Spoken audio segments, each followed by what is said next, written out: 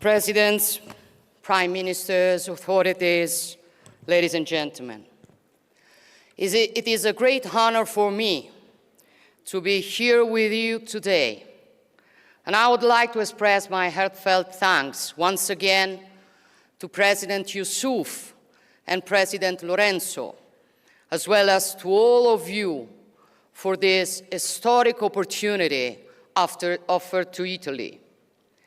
The invitation to participate in the Assembly of Heads of State and Government of the African Union, the forum in which this organization discusses its fundamental political choices and determines the strategic direction of the continent, is a recognition that can only make Italy proud and that will Italy accept with respect and a sense of responsibility. It is a demonstration of trust that we will not disappoint.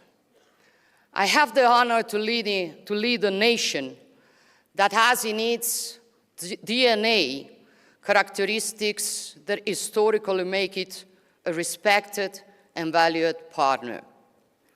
Propensity for dialogue, capacity for discussion, respect for others before anything else. A nation that has built part of its identity and its foreign policy on the profound meaning of a world that in times as unstable and unpredictable as ours can be the key to charting the course. And that word is cooperation. The word cooperation comes from the Latin cooperare, to work with. True cooperation, that is, never sees an active and a passive subject, but exists only in a relation between equals, a relation in which the specificities of each one are indispensable for achieving a common goal. If you look down on someone, you cannot cooperate with them. If you want to plunder their resources, you are not cooperating with them. Even if you just want to give charity, you cannot call it cooperation, for cooperation is another thing. And what Italy wants to do is to cooperate. Yesterday, together with many of you, we attended the second Italy-Africa Summit, the first ever to be held on this continent. I would like to thank the Ethiopian Prime Minister, my friend Abiy Ahmed, and the leaders of the African Union for their hospitality and cooperation in organizing the event.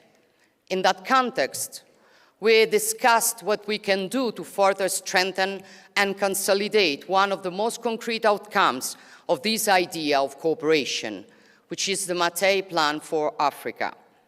The investment plan that Italy has implemented in various nations of the continent in areas ranging from infrastructure to agriculture, from health to training. This is a strategy that we have built together because we do not conceive of the Mattei Plan as an Italian plan for Africa, but as Italy's contribution to your agenda, with a particular focus on this year on water-related projects.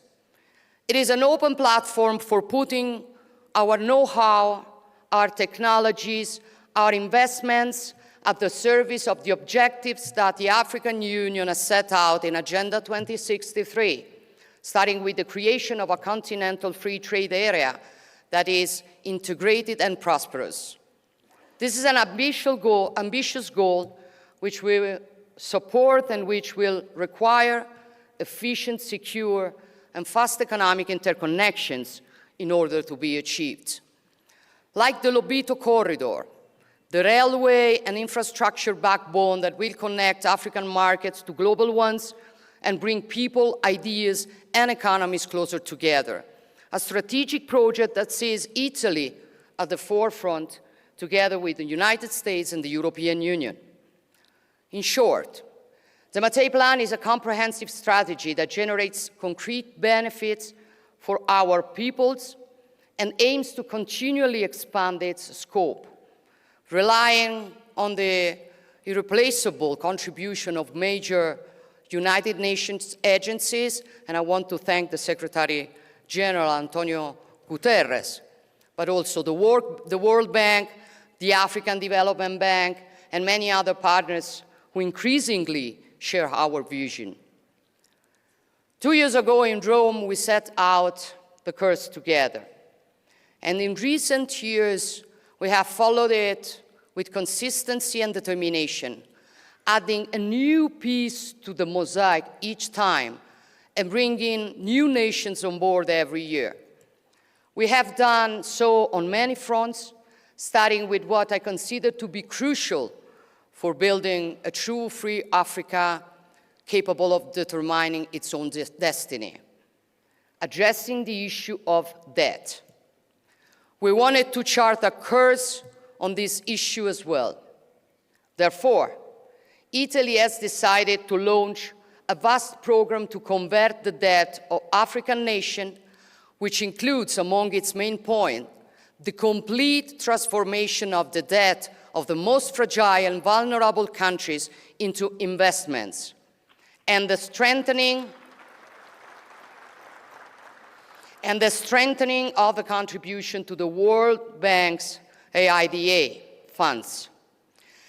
Similarly, we've introduced specific debt suspension clauses into our bilateral loans, allowing African nations affected by extreme weather events to free up fiscal space to help their population and rebuild essential infrastructures.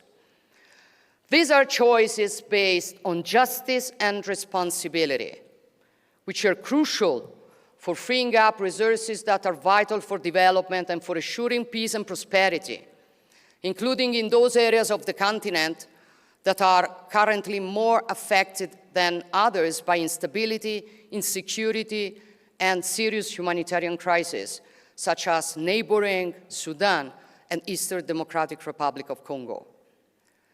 But we also want our collaboration to be political at the multilateral level.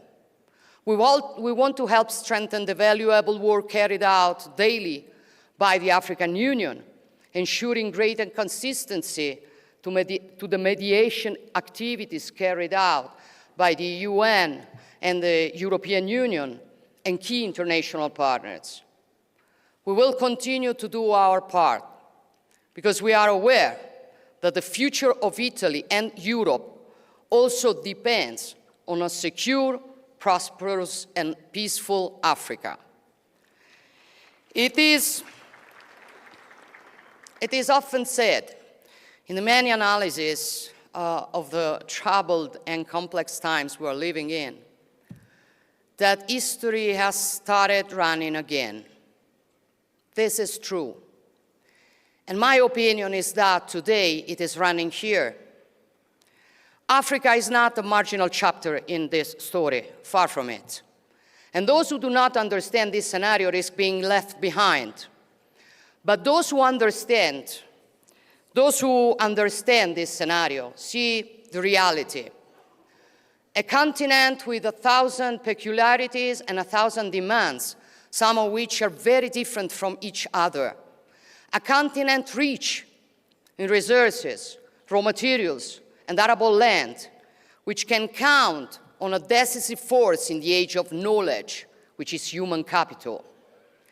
This is why Italy has focused much of its energy on training projects for young people, including in the field of artificial intelligence.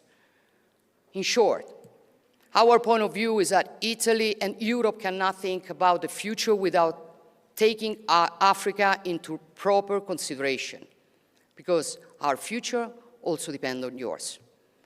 Aware of this, Italy intends to continue to be a privileged bridge between Europe and Africa, making available the strength of its institutions, its great tradition of dialogue, and the expertise of its companies.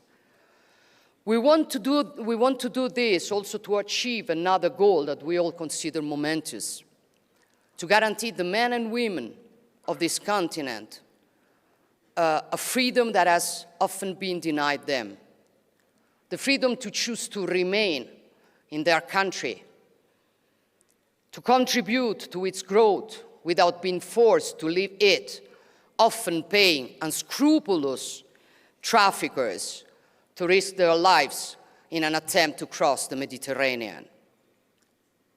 Those who believe that migration is necessary and indispensable are in fact acting selfishly.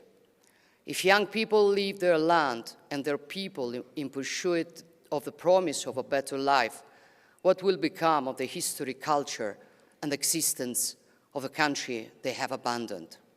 These words are not mine, nor those of a political leader, but of a son who is proud of Africa and who holds Africa's future close to his heart, which is the Guinean Cardinal Robert Sarah. Clearly,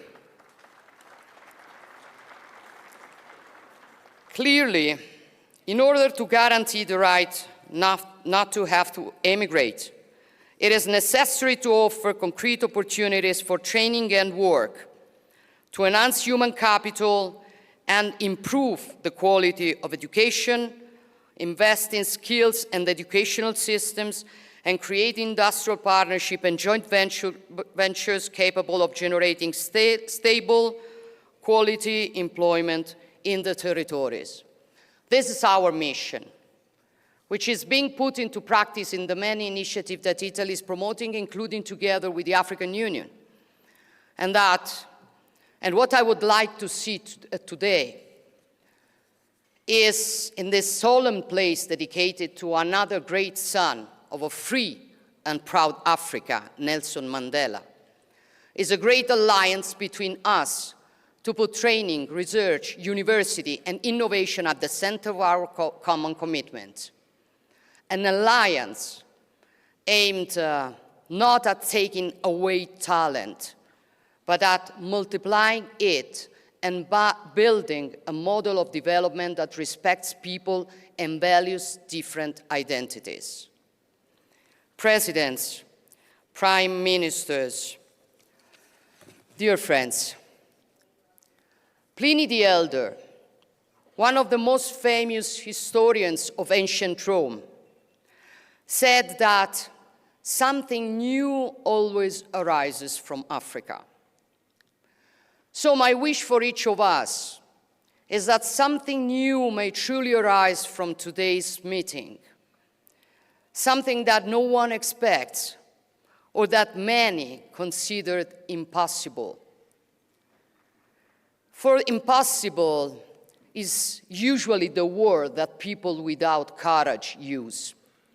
Something capable of astonishing the world and suddenly making everything we have seen so far seem trivial.